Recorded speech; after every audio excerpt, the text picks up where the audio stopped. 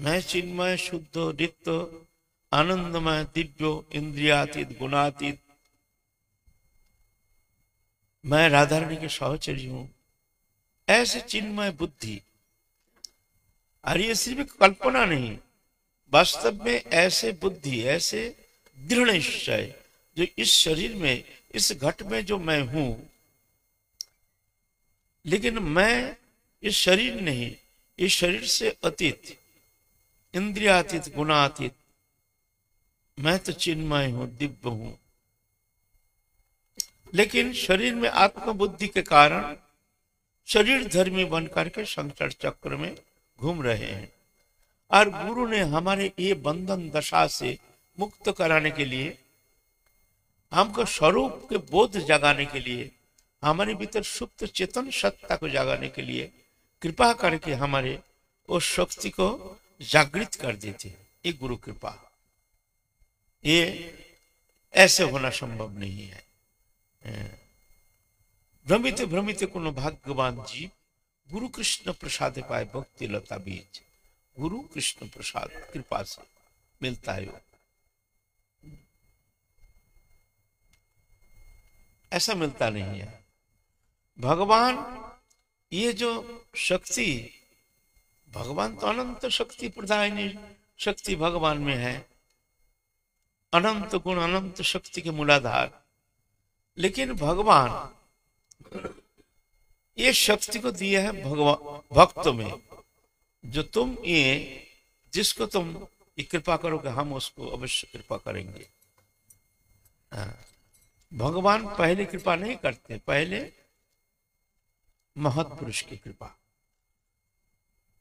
अनादिकाल से जीव संसार चक्र में घूम रहा है, 84 लाख योनि में नाना प्रकार शरीर परिवर्तन करते हुए घूम रहा है, भगवान उदासीन।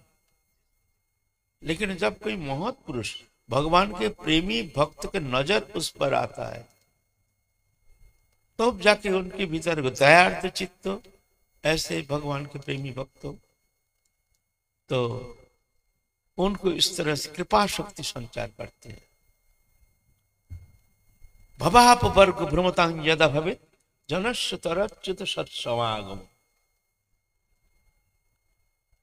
संसार चक्र में घूमते घूमते जब ऐसे जदा भवे, जब ऐसे मुक्त होने का जब समय मिलता आता है, जदेश्रा करो, ये समय कब आएगा, कैसे आएगा, इसका कोई ठिकाना नहीं है। अनादिकाल से जीव इस तरह से घूम रहा है।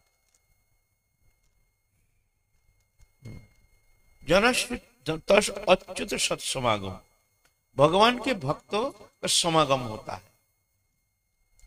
भक्त माने जो प्रेमी भक्त, जो प्रेम प्राप्त कर चुके हैं, जो अनुभव प्राप्त कर चुके हैं, ऐसे जो समस्त प्रकार निर्दोष और भगवत चरण में पूर्ण रूप से समर्पित हो, जागतिक कोई विषय वस्तु पदार्थ के प्रति जिनके कोई स्पृहा नहीं, ऐसे जो प्रेमी भक्त, ऐसे भक्त के नजर जब उन पर जाता है,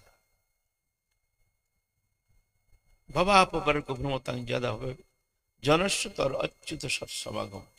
सत्संगम जड़ी तदैव सद्गतो, तुम जो सद्गति, एकमात्र मुक्तिदाता, एकमात्र सर्वाश्रय, एकमात्र सर्वाधार तुम जो हो, परावर से जायते रति, फिर उनकी कृपा से ये रति माने बीज वपन कर देते हैं उनके भीतर, महत्पुरुष कृपा कर।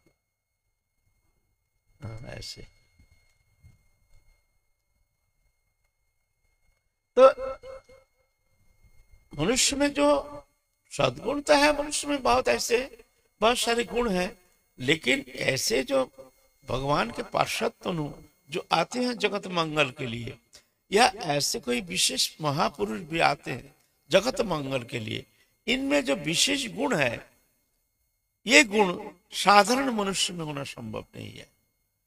साधारण मनुष्य में तभी होता है जब भी जाकर के ऐसे महत्पुरुष की कृपा प्राप्त करके, भगवत चरण में समर्पित होकर के, भगवत प्रसन्नता संपादन के लिए अखिल चेष्टा, समस्त चेष्टा भगवत प्रसन्नता संपादन, प्रभु की इच्छा, प्रभु कैसे प्रसन्न हो जाएंगे। उनकी प्रसन्नता के लिए हमारे समस्त कर्म चेष्टा, अपने लिए कोई कर्म चेष्टा है नहीं। तो अभी ऐसे भक्त के हृदय में फिर भगवत कृपा से भक्ति देवी आविर्भूत हो जाते हैं। फिर उनके भीतर ये अप्राकृतिक जो गुण है, जिस गुण से प्रलुप्त होकर के भगवान तक उनके पीछे पीछे अनुगमन करते हैं। भगवान अपने भगवत्ता भूल जाते हैं, भूल करके ऐसे भक्त के पीछे पीछे अनुगमन करते हैं। भक्त जैसे नाचाते हैं ऐसे नाचते हैं, जैसे खिलाते हैं ऐसे खाते हैं, भक्त के पीछे पीछे चलते हैं। भक्त वत्सल भगवान अहं भक्त पराधीन अशतंत्री बुद्धि जो। जब अम्बरीश महाराज जब चतुर्मास व्रत समापन अंत में जब 3 दिन निर्जला रह करके जब पारण करेंगे, इस समय दुर्वासा ऋषि आके हाजिर हुए हैं उनके दरबार पे। जब दृक्षक्रम महत्पुरुष देख करके बहुत प्रसन्न हो गए। आहा, हमारे सौभाग्य के अंत नहीं। देखो, हमारे द्वार पर आज हम पारण करेंगे और साधु सेवा करने का मौका मिल गया। ये साधु सेवा करने का मौका मिलना ये भी एक सौभाग्य का सूचक है। साधु सेवा करने का मौका मिलना, करना तो बहुत पीछे की बात है। पहले तो ऐसे भक्त, ऐसे जो प्रेमी संत, ऐसे प्रेमी संत के समावेश होना ये तो बहुत सौभाग्य का सूचक है। लेकिन ऐसे सौभाग्य होने से क्या होता है, हम जैसे बहिर्मुख जीव जो संत के प्रति श्रद्धाहीन, उनको एक साधारणीकरण कर बैठते हैं, उनको थोड़ी हम आदर करते हैं, उनको सेवा करने का रुचि थोड़ी है हमारे भीतर, ना स्प्रिया है। और जो भी है अगर थोड़ा सा भी करने का कोशिश भी करते हैं, कभी साधु सेवा संत सेवा भंडारा करते हैं, वो भी एक साधारणीकरण, हाँ कर रहे हैं, संत बैठे खा रहे हैं, ठीक है, जा रहे हैं, ठीक है। जैसे उनको खिला करके हमने कृतार्थ कर दिया। हमारे द्वार पर वो भूखे हैं, खाने को मिलता नहीं है, हमारे द्वार पर आया, हमने उनको खिला करके उनको कृतार्थ कर दिया। वास्तव में ऐसे सेवा नहीं है ना। संत जब आते हैं तो देख करके, जो भगवान के प्रतिनिधि, जो भगवान जिनके हृदय में निवास करते हैं, ऐसे संत को दर्शन मात्र ही हृदय गदगद हो जाना चाहिए। आहा।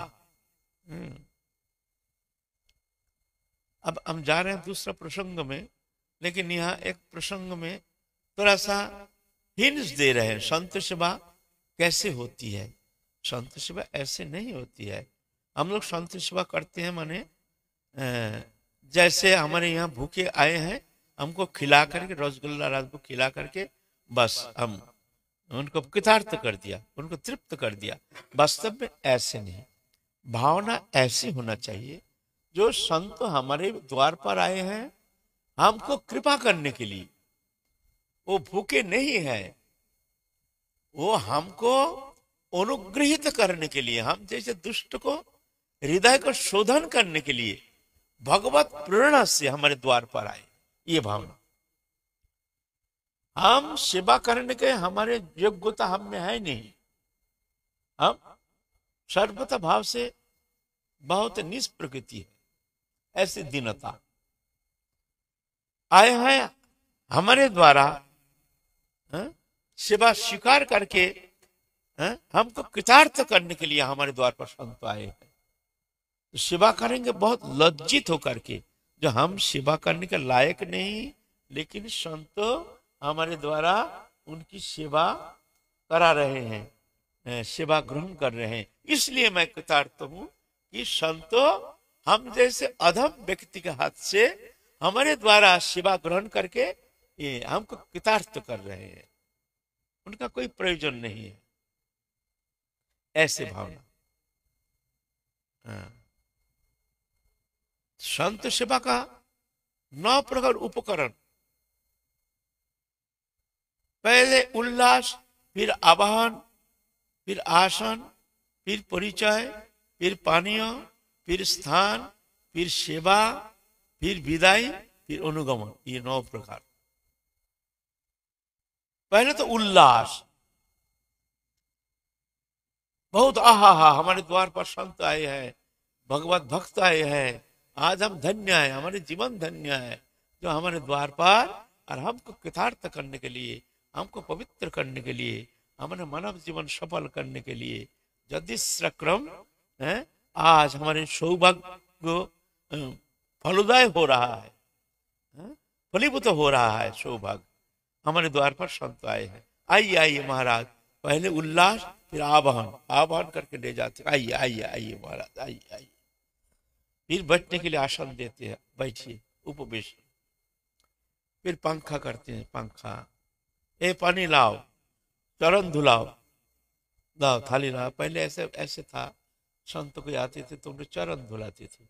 अभी तो ये सब तो, अभी संत बुद्धि है नहीं, ये तो पागल पागल ऐसे देखते हैं जो दाढ़ी जटा है, पागल है ये, कोई संत तो क्या है, ये सब पागलपन है, ये पिछड़ापन है, ये सब मनुष्य का बुद्धि ऐसे। आधुनिकीकरण के कारण, आधुनिकता का अनुप्रवेश के कारण हमारे ये संस्कृति में, हमारे आध्यात्मिक ये धर्म में ये प्रदूषण आ गया, प्रदूषण दूषित कर दिया है। फिर जाके आवाहन, फिर आसन, फिर उनको पानियों, सर ठंडा पानी पीजिए, गर्मी से आए हैं, पंखा करें, पानियों।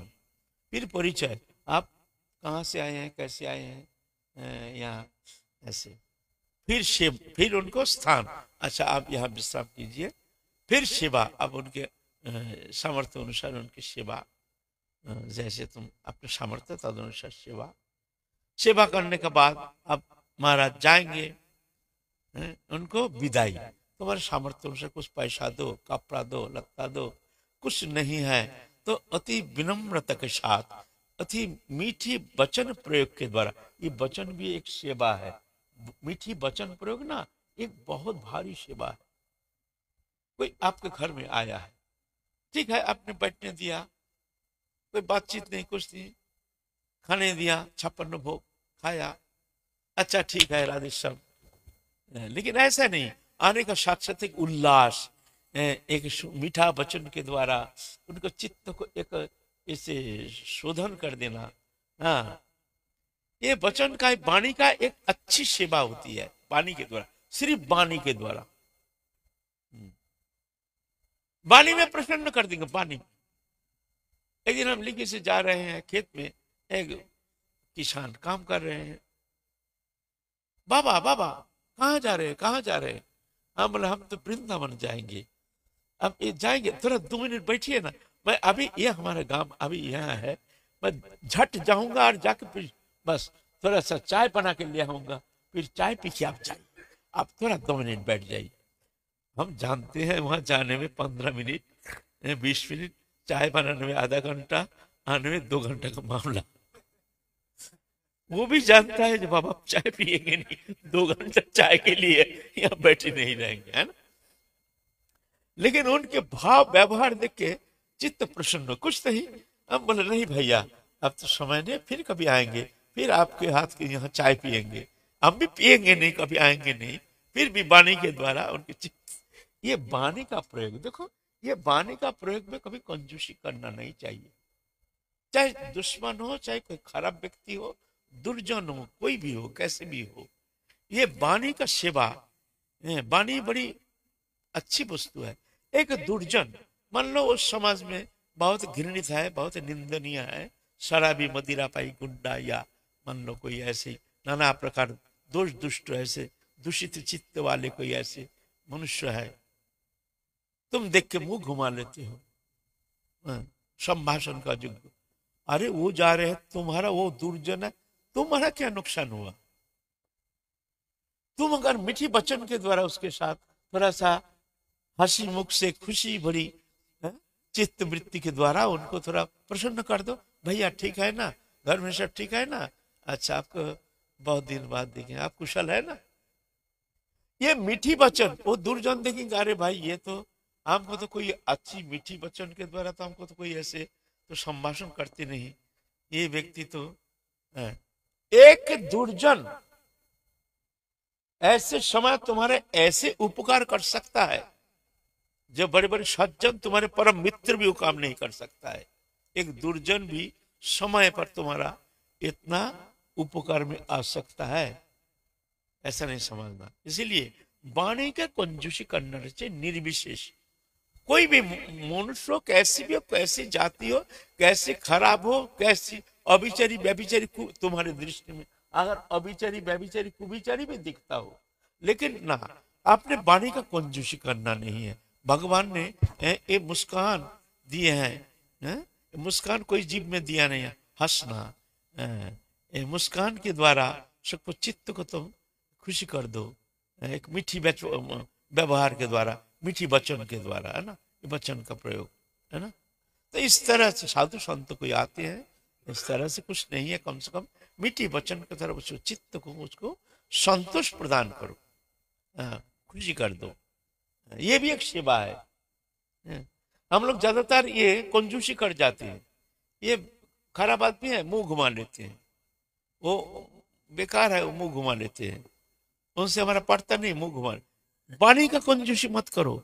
भगवान ने दिया है ये वस्तु, फ्री गिफ्ट, फ्री गिफ्ट, तो खोने का कोई भय नहीं है, मिलेगा बहुत कुछ, बहुत कुछ मिल सकता है तुमको। ये वाणी के द्वारा तुम चित्त को अगर प्रसन्न कर दोगे, ना जाने ऐसा कोई समय आ सकता है जब तुम उनके द्वारा बहुत उपकार प्राप्त कर सकते हो। इस तरह से संतों को इस तरह से मीठी वचन के द्वारा उनको चित्त को प्रसन्न करने के लिए कंजूसी किसी अवस्था में करना नहीं चाहिए, है ना। यह है संत सेवा, है ना। तो संत सेवा करने का मौका सबको थोड़ी मिलता है ना। तो संत आते हैं ऐसे कृपा करने के लिए। संत के भीतर भगवान निवास करते हैं, और ऐसे संत की कृपा कभी हो गई है, ना जाने वो कैसे किस स्थिति में, हमको तो पता नहीं, लेकिन उनकी थोड़ा सा कृपा अनुग्रह तुम्हारे जीवन में परिवर्तन ला सकता है, बहुत भारी परिवर्तन ला सकता है। तो हमारे महाप्रभु आए हैं जगत मंगल के लिए, साथ ऐसे पार्षदों को लाए हैं जो कि आचरण करके, जिनके भीतर ऐसे वैष्णवी अशेष विशेष सद्गुण से समृद्ध है, सद्गुण से अलंकृत है, जिनके अंतकरण वृत्ति ऐसे जो लोक शिक्षा के लिए, जगत कल्याण के लिए ऐसे आचरण के द्वारा दिखाए हैं। देखो वैष्णव कैसे होते हैं, वैष्णव के अंदर कैसे गुण होनी चाहिए, कैसे गुण होने से तब जाके भगवान प्रसन्न हो जाते हैं। कृपालु, अकृत द्रोह, सत्य सार सम, निर्दोष बदान्नो, मृदु शुचि अकिंचन, सर्वोपकारक शांत, कृष्णैक शरण, अकाम अनिह स्थिर, विचित्र सर्वगुण, मित भूख, अप्रमत्त, मानद अमानी। मानद माने बहुत सम्मान प्रदाता, सबको बहुत सम्मान करते हैं, सबको निर्विशेष नहीं, ये ऐसे हैं वो ऐसे नहीं, सभी हमारे लिए सम्मानी। हमारे महाप्रभु कहते हैं ब्राह्मण अचंडाले कुकुरांत करी दंडवत करिबेक बहुमान्य करी, এই সে বৈষ্ণব ধর্ম সবারে প্রণতি, সেই সে धर्मध्वजी जार इते नहीं मती। बोलते ब्राह्मण से लेकर चंडाल कुत्ता तक सबको दंडवत करना बहुत सम्मान के साथ, क्यों सब में भगवान विराजमान, सबके भीतर भगवान है। यही से वैष्णव धर्म, इसको वैष्णव धर्म कहते हैं। वैष्णव की ये विशेषता, ये सबको सम्मान देते हैं। और क्या, अमानी, स्वयं सम्मान पाने की इच्छा नहीं रखते हैं, हमको सम्मान मिले या ना मिले, कौन हमारे संबंध में क्या कह रहा है, उससे कुछ फर्क नहीं पड़ता है उनको। कोई अगर कोई गाली भी देते तो समझते हैं वास्तव में हम तो गाली के ही योग्य हैं, हम में बहुत कमी है, इस कमी के कारण ही हमको ऐसे कठोर वाक्य बोल रहा है। इसमें दुखी नहीं होना चाहिए, उसमें तो प्रसन्न होना चाहिए। ये प्रभु की असीम कृपा, हम तो इस लायक नहीं, हम में तो इस योग्यता नहीं है, लेकिन इस तरह से लोग हमको सम्मान करते हैं, वास्तव में हम सम्मान के योग्य नहीं है। यह है वैष्णव धर्म। ये नहीं हम दुखी हो गए हैं, बड़ा कष्ट पा रहे हैं, ना ना, ऐसे नहीं। वैष्णव में ये विशेष गुण है, गंभीर, करुण, मित्र, कवि, दक्ष, मौनी, এই সব গুণ है वैष्णव शरीरे, कृष्ण भक्त कृष्ण गुण सकली संचारी। ये सब सद्गुण से भक्त अलंकृत हो जाते हैं, एक अलंकार बन के आता है ना, है ना। आत्मा तो सभी है, सभी आत्मा है, जीवात्मा सभी जीवात्मा, और सब में भगवान है, सभी भगवत अंश। ममई वंश जीवन के जीवभूत सनातन मन षष्ठान इंद्रियानी प्रकृति स्थानी कर्षति। लेकिन ये भक्त में ये विशेषता क्यों? भक्त भगवान भी कहते हैं अहम भक्त पराधीन। भक्त में ये विशेषता क्यों? ना भक्त में कुछ ऐसे गुण है जिस कारण भगवान भी भक्त के वश में हो जाते हैं, है ना। ये सब सद्गुण से अलंकृत हो जाते हैं, भक्त की हृदय अलंकार बन जाता है ना। वही सोना है, सोने का टुकड़ा है, इतना बड़ा एक सोने का टुकड़ा मान लीजिए, उसको आप गले में लटका के घूम नहीं सकते। कोई मैया के पास दिया जा, मैया तो गहना पसंद करते हैं, अगर एक सोने का टुकड़ा को गले में लटका के, वो शर्म लगता है, ये लटकाने का चीज नहीं है, नहीं, वो अलंकार बनता है तभी जाके वो कंठ में धारण करने के योग्य होता है। अलंकार नहीं होने, सोना होने से होता नहीं, सोना को लटका के हम चल रहे हैं, ऐसा नहीं। तो एक सोने का टुकड़ा को हम गोल्ड स्मिथ को दे देते हैं, तो हमको एक गहना बना दो, तो स्वर्णकार वो बहुत दिन बैठ बैठ के डिजाइन चॉइस करते हैं, कौन डिजाइन, तो डिजाइन दिखाते हैं, ये डिजाइन गहना बननी चाहिए, तो एक गहना बनाते हैं, टुक टुक टुक टुक करके बहुत दिन बैठ करके।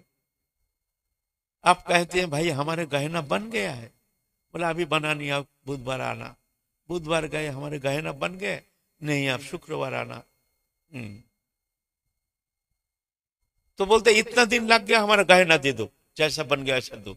वो देने से वो गहना धारण करने लायक नहीं है, और जब बनेगा तभी धारण करने लायक है ना। तो सभी सोना है, भगवत सत्ता सभी, समोहं सर्वभूतिषु न में दृश्य अस्ति न प्रिय, मैं सब में समान हूं, मेरा कोई दृश्य नहीं, प्रिय नहीं। लेकिन भक्तों ये एक अलंकार बन के आता, वही सोना है, लेकिन एक एक गोल्ड स्मिथ के द्वारा सुंदर एक अलंकार बन के आता है, फिर पॉलिश चढ़ता है, फिर कंठ में धारण करके शीशा में देखते कितना सुंदर लगता है। ऐसा ही ये भक्त सभी जीवात्मा है, आत्मा है, लेकिन ये आत्मा भक्ति देवी के अनुग्रह से ऐसा ही एक अलंकार बन जाता है। उस अलंकार रूपी भक्त को भगवान हृदय में लगा करके प्रसन्न हो जाते, अहं भक्त पराधीन। ऐसे सभी जीवात्मा भगवान के प्रिय थोड़ी होता है, सभी सोना है। एक गहना आप बेचेंगे जितना पैसा, एक सोना का टुकड़ा बेचेंगे उतना ही पैसा। अब पैसा ज्यादा नहीं देंगे कि ये गहना है इसका कीमत ज्यादा, ना वो ऐसा, और बल्कि उससे खाद पात ये करके और फिर जब वजन करके उसको वही दाम तो उतना ही देंगे। लेकिन धारण करने के लिए यही अलंकार बनना जरूरी है। ऐसे ही भक्तों एक अशेष विशेष गुण से अलंकृत होते हैं। वो गुण क्या है? एक कृपालु, अकृत द्रोह, सत्य सार सम, ये सब सद्गुण। ऐसे थोड़ी होता है ना। तो ऐसे हमारे आचार्य जो आए हैं, ऐसे समस्त सद्गुण से अलंकृत होकर आए हैं, जिनके गुण गुणानुवाद करके हम पवित्र हो जाते हैं, धन्य हो जाते हैं, कृतकृत्य हो जाते हैं। और ऐसे अशेष विशेष गुण संपन्न जो महत् पुरुष, वही जगत का परम मंगल साधन करने में समर्थ है। साधारण जीव के द्वारा जो कर्म होना संभव नहीं है। तो महाप्रभु के प्रिय पार्षद हम श्रीनिवास आचार्य प्रभु के पावन जीवन गाथा संबंध में आलोचना कर रहे हैं। श्रीनिवास आचार्य प्रभु महाप्रभु के प्रेम का ही अवतार। पहले हम लोग कई दिन से आलोचना करते हुए आ रहे हैं। श्रीनिवास आचार्य प्रभु वृंदावन जाकर के आए हैं, आकर के यहाँ विवाह रचना किए हैं। एक पत्नी, प्रथमा पत्नी है, उनके नाम द्रौपदी, फिर उनका नाम रखा गया ईश्वरी, और फिर जाकर के नरोत्तम ठाकुर और श्यामानंद प्रभु, रामचंद्र कविराज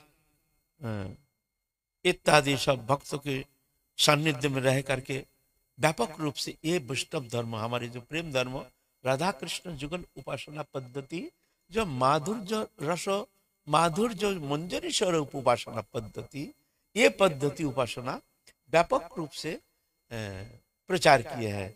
बंगाल में, वृंदावन में, उड़ीसा में प्रचार किया है।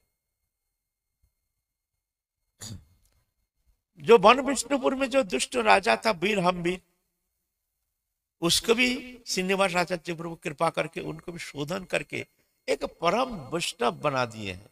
परम वैष्णव राजा है, पहले तो दुष्ट था, लूट तराश करता था, लूट मार करके धन रत्न संग्रह करता था, लेकिन श्रीनिवास आचार्य प्रभु के कृपा प्राप्ति के बाद परम वैष्णव हो गए हैं।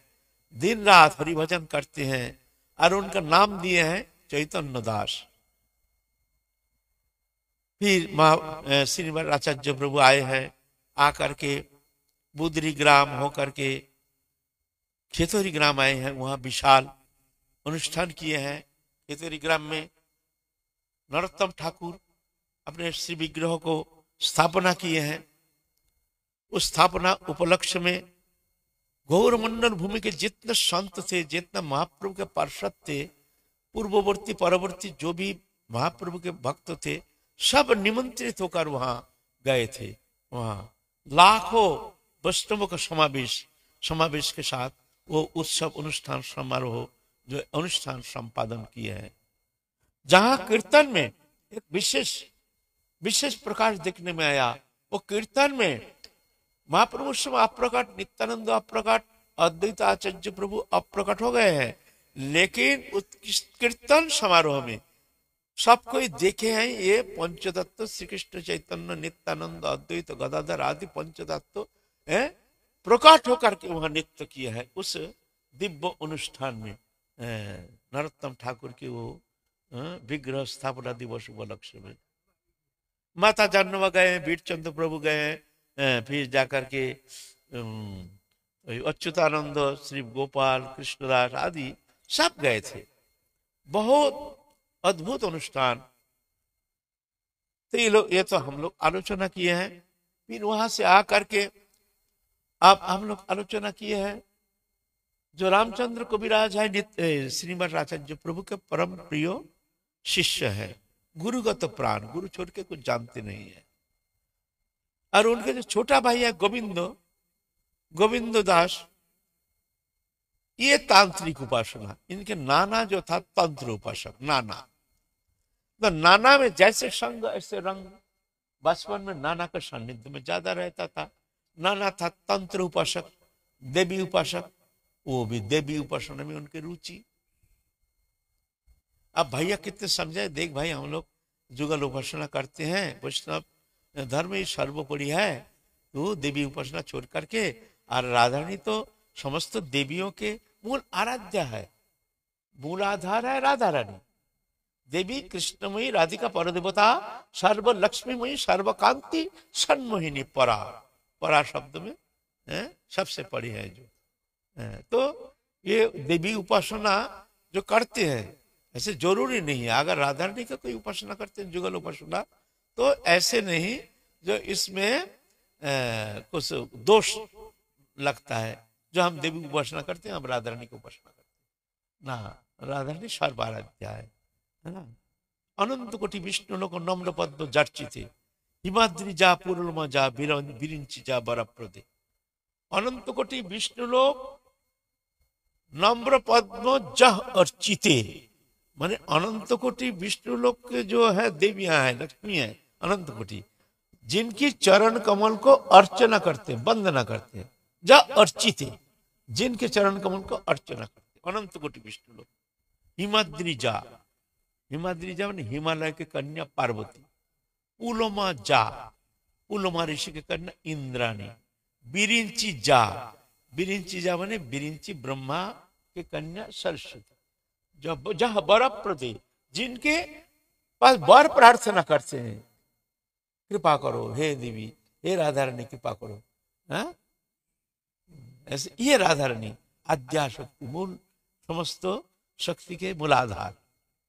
तो समझाए हैं भाई, क्यों देवी उपासना तो आजा।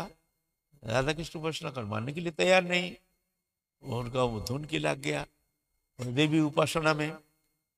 तो देवी ने भी स्वप्नादेश किया, देख बेटा तूने हमारे उपासना किया ठीक है, लेकिन तेरे कल्याण के लिए मैं कहता हूँ तू राधा कृष्ण जुगल उपासना कर, तो हमारे भी इष्ट है कृष्ण है, तो तू उपासना कर, हम प्रसन्न रहेंगे।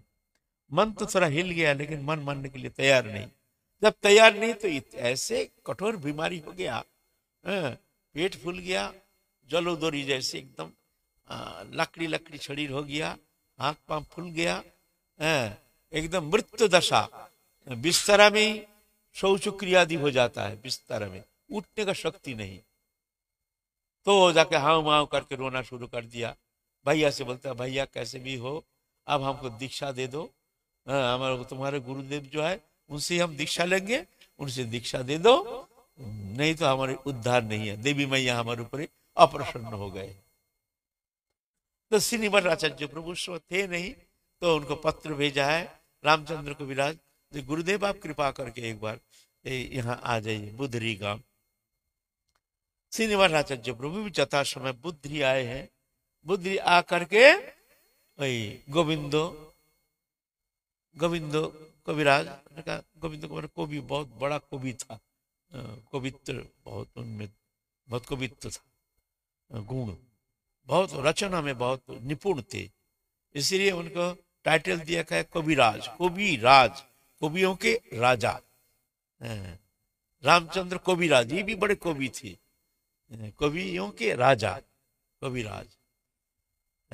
तो जा करके आके फिर कोई कष्ट करके तो स्नान ध्यान करने का सामर्थ्य नहीं, 2-4 जन उठा करके पानी डालो इसमें पानी, स्नान करने का सामर्थ्य नहीं है, बिस्तर में पड़ा है मृत्यु शज्जा में, उठा करके फिर 3-4 जन पानी उनी डाल के कपड़ा बदल करके फिर बैठा के तिलक करने का सामर्थ्य नहीं है, तिलक करा दिया।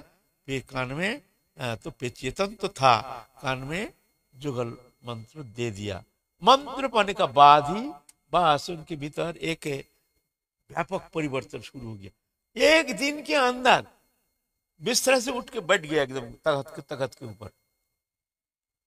दूसरा दिन तो शौच क्रिया में खुद ही जाना शुरू कर दिए, टुक टक टुक टक। एक सप्ताह के अंदर चलना फिरना शुरू हो गया, 15 दिन के अंदर फुल फिट एकदम ऐसे। फिर गोविंदो भी एक परम भक्त हो गए हैं श्रीनिवास आचार्य प्रभु के, हमारे वैष्णव धर्म के एक अच्छा एक पद गायक पदकर्ता गोविंद दास। गोविंद दास के बहुत सारे जो हमारे बहुत सारे पद है हमारे ये कीर्तन में, हम लोग कीर्तन करते हैं ना, उसमें गोविंद दास के पद बहुत प्रसिद्धि है।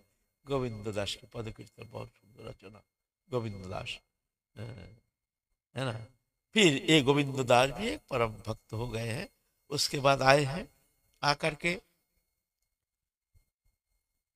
आप क्या हुआ है, वो जो वन विष्णुपुर से वीर हम वीर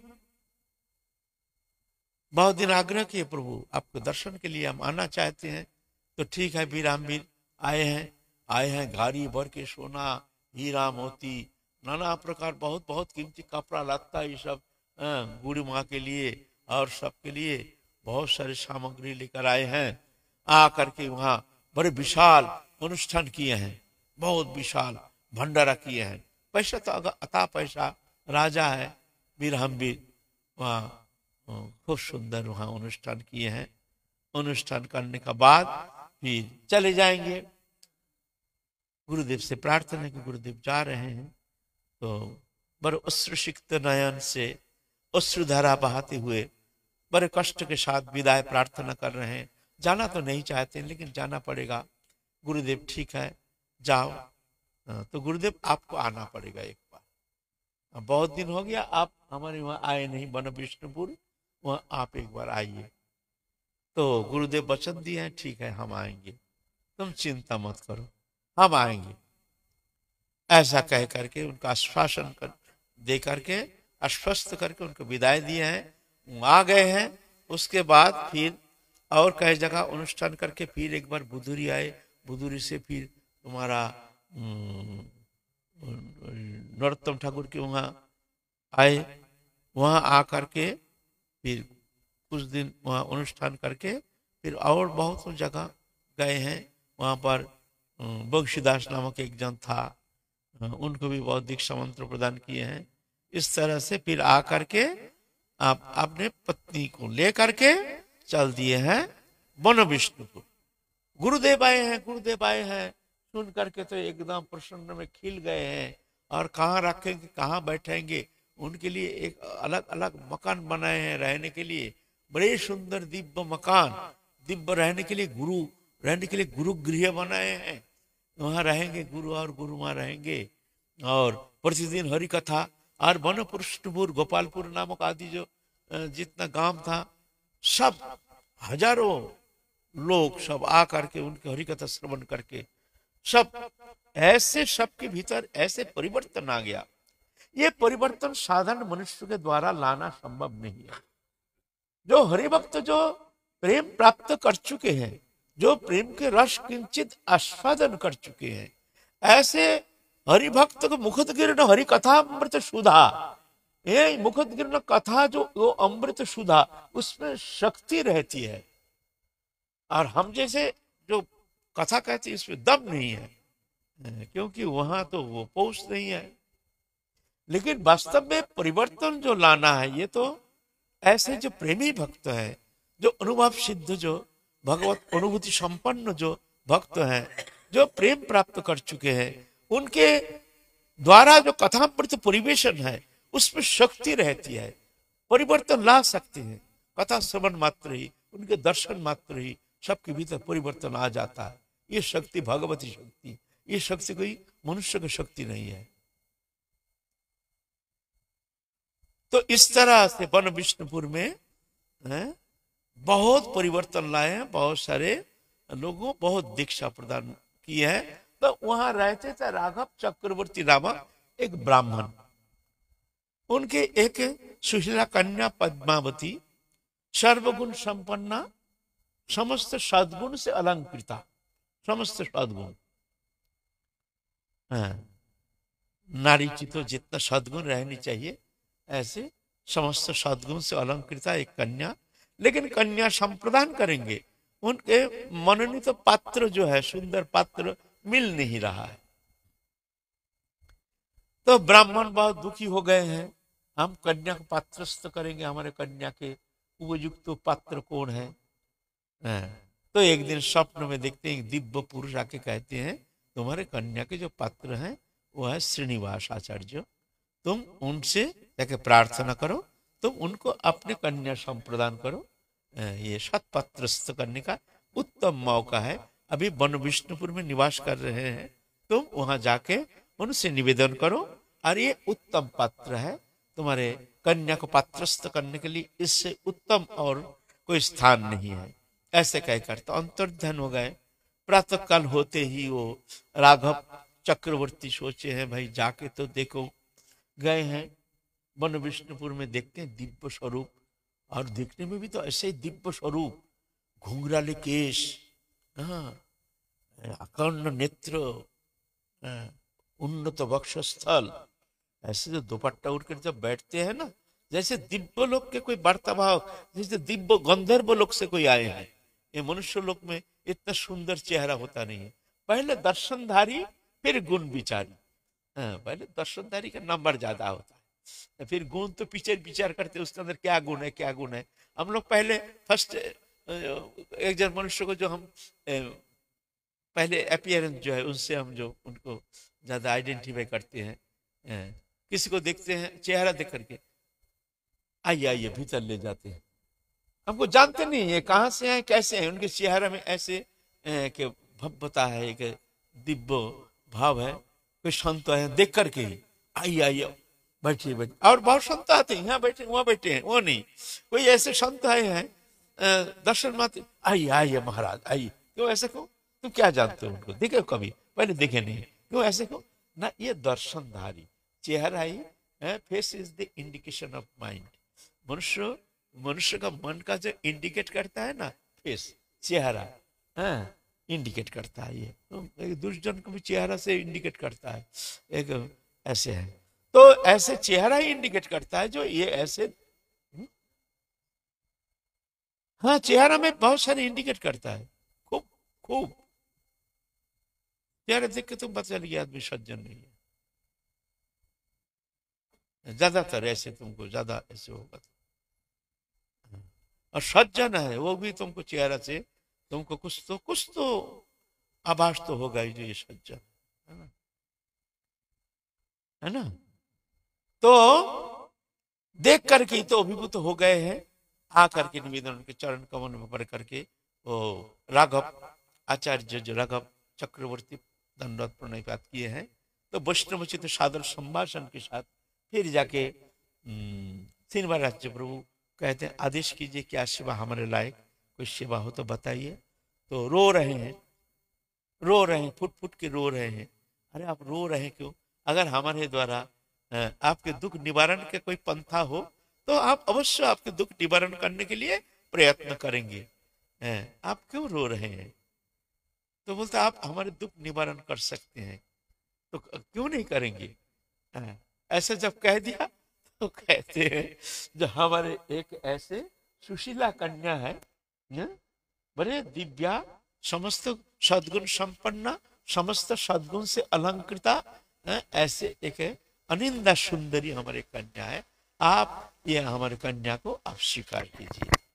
तो बोलते हैं आप तो हमको फंसा दिया, हम तो पहली तो हमारी स्त्री तो है, फिर दोबारा हमको स्वीकार करना, लेकिन वचन दे दिया, ठीक है कोई बात नहीं, प्रभु की इच्छा, ठीक है ऐसे ही होगा। और वीर तो एकदम नाचने लगे, प्रभु ये शादी का समस्त खर्चा हमारा, हम अपने गुरुदेव का ये अब शादी, नवजौवन अवस्था है ना, हमारे गुरुदेव का शादी द्वितीय विवाह समारोह हम करेंगे अपने इच्छा अनुसार। बड़े सुंदर पेंडल बनाया, हजारों लोगों का व्यवस्था किया, अरे बड़े बड़े हालोई कर, बड़े बड़े भगोना, बड़े बड़े कढ़ाई, बड़े बड़े चूल्हा, ओरे देखो तो ये देखते रहो राजा का मामला। पूरा गांव, कई गांव निमंत्रण किए हैं, ये बड़ी जो है 64 गांव 60 गांव निमंत्रण करते हैं, ऐसे कई गांव निमंत्रण किए हैं, ऐसे साजा बाजार शहनाई पहनाई लेकर के, और बड़े बड़े डेकोरेटर्स आकर कितना सुंदर सजावट किए हैं, बड़े धूमधाम के साथ। उधर खबर भी दिए हैं, उधर जाजी ग्राम में वहां से भी आए हैं बहुत सारे, सब लोग आए हैं, श्रीखंड से आए हैं, आकर के वो विवाह समारोह में बड़ी बड़ी उत्तम सुंदर माने जो वर्णनातीत ऐसे सुंदर रूप से वो विवाह कार्य संपन्न किए हैं वीर ने। फिर प्रसन्न होकर के वो कन्या का नाम है पद्मावती, पद्मावती को लेकर के फिर जा करके श्रीनिवास राज्य प्रभु अपने प्रथमा स्त्री ईश्वरी और दूसरा पत्नी पद्मावती को लेकर के चले आए हैं अपने स्थान में। आ करके तो वहां विद्यालय खुले हैं, विद्या अध्ययन कराते हैं, विद्या अध्ययन के माध्यम से सबको समस्त शास्त्र अध्ययन कराते हैं। धर्म का व्यापक प्रचार, माने धर्म प्रचारी माध्यम है, विशेष करके धर्म प्रचार और अनुषंगिक विद्या अध्ययन या अनुषंगिक, इस तरह से हजारों सब आते हैं शिक्षा प्राप्त करने के लिए। इस तरह से आप बहुत दिन हो गया मन नहीं रहा है, आप उनके मन धीरे धीरे अंतर्मना हो रहे हैं। एक दिन वन विष्णुपुर में रह रहे हैं श्रीनिवास आचार्य प्रभु, गए हैं, दोबारा जब गए हैं वन विष्णुपुर में, एक दिन वहां तो 3 दिन प्रभु का दशा, एकदम घर में घुस गए, प्रातः काल स्नान ध्यान करके तिलक करके बैठ गए, कोई आवाज नहीं। 1 दिन 2 दिन 3 दिन हो गया, फिर दरजा खोलता नहीं है, बहुत कोशिश किया, तोड़ो दरजा, क्या हुआ, कोई एक्सीडेंट तो नहीं हो गया, कोई तो कीड़ा मकोड़ा कुछ तो काट तो नहीं गया, जो कुछ अघटन तो ऐसा हुआ नहीं। दरजा तोड़ दिया, तोड़ करके देखते हैं तो वहां ध्यानस्थ के बैठे, 3 दिन हो गया ध्यानस्थ के बैठे हैं। अब सोचे कि शरीर में प्राण नहीं है, कोई चले गए क्या, अंतर्धान हो गए, क्या हो गया, कुछ समझ में नहीं आ रहा है, क्या करें क्या करें। कुछ लोग तो कहते हैं ये तो समाधि में शायद शरीर त्याग के नित्य धाम में, नित्य लीला में प्रवेश कर गए हैं। तो कई जन कहते हैं, बड़े बूढ़े हैं, तो कहते हैं भाई नहीं, इनके जो जो चेला है रामचंद्र कविराज, वो आ जाने से, वो तो गुरु को जानते हैं अच्छी तरह से, वो आने से तो बड़ा अच्छा होता। लेकिन इतना में ही रामचंद्र कविराज आके हाजिर हो गए वन विष्णुपुर में। और वो भी गुरु के चेला, जैसे गुरु ऐसे चेला। हाँ, उधर रोना पीटना शुरू हो गई है, सब रो रहे हैं। गुरुदेव शायद अंतर्ध्यान हो गए। रामचंद्र को विराज जाके कहते हैं भाई कैसे अंतर्ध्यान हो गए, ये हम जानते नहीं, हमारे गुरु चले गए, ऐसा थोड़ी होता है, ऐसा होता ही नहीं। तो भीतर घुस के गुरु को देखते हैं, देख करके बोलते हैं आप लोग सब जाओ, जब तक हम दरवाजा खोलने के लिए नहीं कहते हैं तब तक दरवाजा खोलना नहीं, कोई दरवाजा को टोकना नहीं। तो जा करके गुरुदेव के बगल में आसन में बैठ करके कपड़ा ढक करके ध्यान में बैठ गए। वहां देख रहे हैं, वहां जमुना पुलीन में वहां पद्म खिली हुए हैं, कमल, सुंदर कमल, स्वर्ण कमल, श्वेत कमल, रक्त कमल, नील कमल, ऐसे कमल खिले हुए हैं। उस कमल दल के भीतर जो जल राशि है, वहां जल क्रिया करते करते राधा रानी के नासा के बेसर जो खुल के गिर गया। आप उसके अनुसंधान में लग गए हैं। समस्त मंजरियां नित्य लीला में, नित्य धाम, ये नित्य लीला की बात है। श्रीनिवास आचार्य प्रभु भी, ये रामचंद्र कविराज भी अपने स्वरूप में पहुंच गए, मंजरी स्वरूप। मंजरी स्वरूप को उनका नाम है कांचन मंजरी। रामचंद्र कविराज का मंजरी नाम है कांचन मंजरी, गुरु जी का मंजरी नाम है कांचन मंजरी, गुण मंजरी। ये तो गोसाई जी जानते थे। ना ना, गुण मंजरी ना,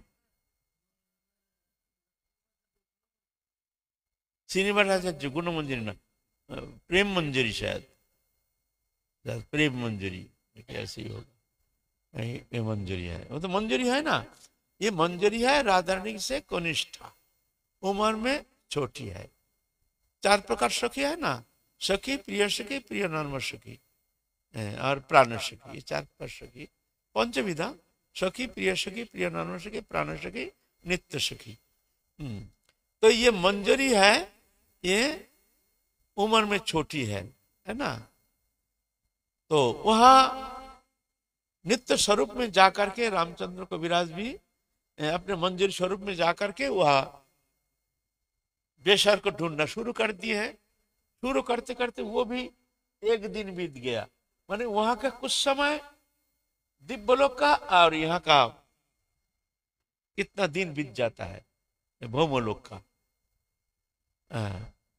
यहां भी 2-3 दिन लग गया। उधर गुरुदेव बैठे 3 दिन, और यहाँ ढूंढते ढूंढते रामचंद्र को विराज, ये भी वहां पलक के लिए, पलक समय, यहाँ 3 दिन बीत गया। आप बोलो तो रोना पीटना शुरू की कि ये चेला भी शायद चले गए हैं नित्य लीला में, ये तो और काम खराब हो गया है? हजारों लोग इकट्ठा हो गए, सब जितना है वन विष्णुपुर में, ये देखने के लिए क्या बात है, ये क्या लीला हो रही है।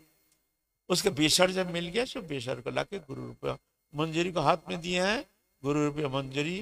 फिर आपने रूप मंजरी को दिए हैं, रूप मंजरी प्रधाना, मंजरी के प्रधाना। फिर रूप मंजरी ललिता सखी को दिए हैं, ललिता सखी जाकर के राधा रानी के नाक में बेसर को लगा दिया। कौन ने ये मिला किसको? तो कहते हैं ये मंजरी। क्या मंजरी? कांचन मंजरी, कांचन मंजरी को मिला। फिर राधा ने बड़े प्रसन्न होकर के उनको छाती में भर लिया, भर करके मुख में तांबुल प्रदान किया। ये जो मुख में अधरा मिनट तांबुल प्रदान करना, यह है सर्वोपरि पुरस्कार। राधा रानी के जो पुरस्कार, बहुत प्रकार का पुरस्कार है। जैसे आपने चुंदरी दे देना, ये एक पुरस्कार है ना। अपने गजमती हार दे देना किसी को, ये पुरस्कार है। छाती में लगाना, ये पुरस्कार है। लेकिन सर्वोपरि श्रेष्ठ पुरस्कार है मुख में तांबुल प्रदान करना, पान। ये सर्वश्रेष्ठ पुरस्कार। ये सर्वश्रेष्ठ पुरस्कार पा करके फिर जाके दोनों चेतन हो गए हैं। फिर दरवाजा खोल के दोनों गुरु चेला, चेला के कंधे में हाथ रख करके गुरु हंसते हंसते निकल रहे हैं, सब देख रहे हैं। ऐसे गुरु चेला में बहुत प्रेम था, ऐसे एकदम अंतरंग जैसे मित्र। गुरु चेला जैसे संबंध में, उम्र में भी एक ही उम्र, सेम, कंधे में हाथ धर के मित्र जैसे बात करते थे। श्रीनिवासाचार्य प्रभु रामचंद्र कविराज के एकदम जैसे दोस्त है होता है ना, ऐसे मित्र जैसे, और व्यवहार भी मित्र जैसे। प्रसाद पाते समय रामचंद्र आ जाओ, हम लोग एक साथ एक थाली में खाएंगे। बोलो, गुरु के साथ कभी एक थाली में खाया जाता है बता? और चेला भी ऐसे ही, गुरु आदेश किया है, एक थाली में बैठ के खा रहे हैं। उधर नरोत्तम ठाकुर, इधर श्रीनिवासाचार्य प्रभु, उधर आप तीन एक थाली, बड़े थाली में एक थाली में 3 जन खा रहे हैं। अद्भुत अद्भुत गुरुनिष्ठ सेवक। इस तरह से बहुत दिन बीत गया। आप श्रीनिवासाचार्य प्रभु अंतर्मना हो गए हैं, आप समस्त विषय से निवृत्त हो गए मन।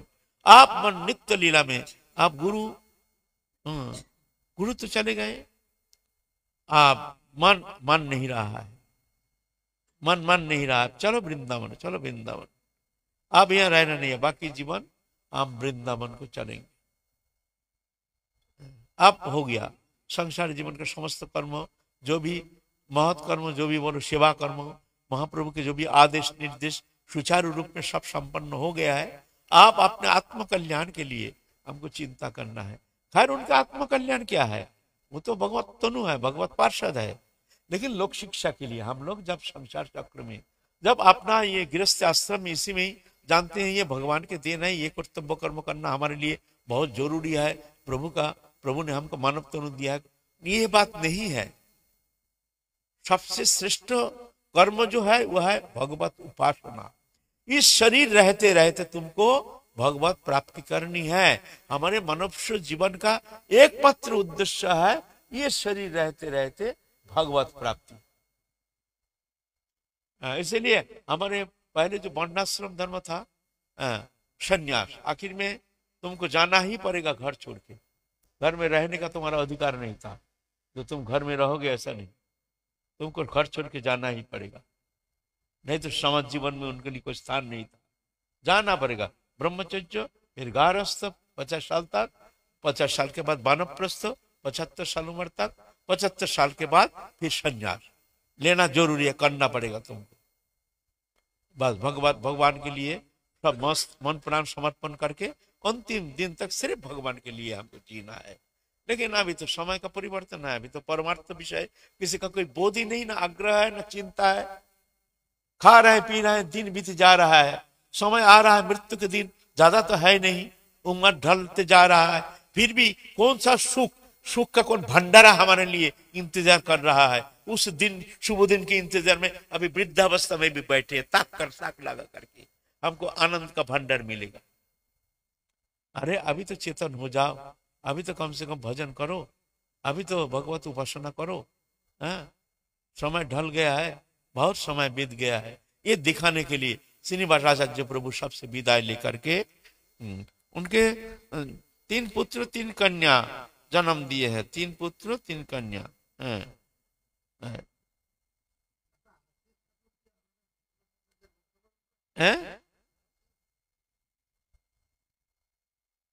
पता नहीं।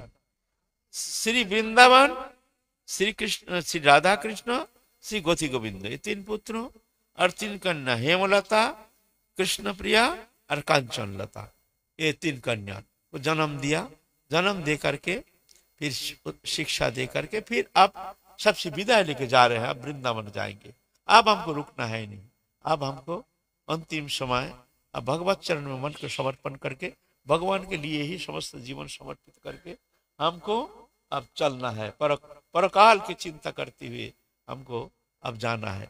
इस शिक्षा देने के लिए हम लोगों के लिए, जो हम लोगों की जो उम्र ढल गया है, अभी पीछे मुड़ के मत देखो, अब चलो, हमको चलना है। खूब देख लिया, बहुत तो देख लिया, अब कौन सा देखने का कौन सा लालसा लेकर के अब तुम अपने कीमती समय को व्यतीत कर रहे हो?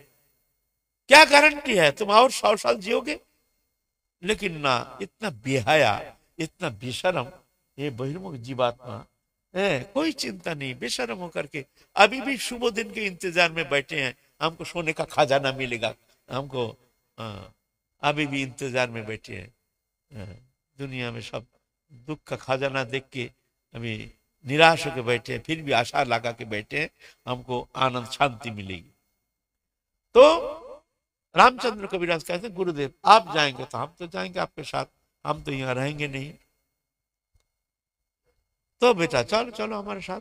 तो रामचंद्र कविराज और श्रीनिवास आचार्य प्रभु चल दिए हैं वृंदावन के लिए।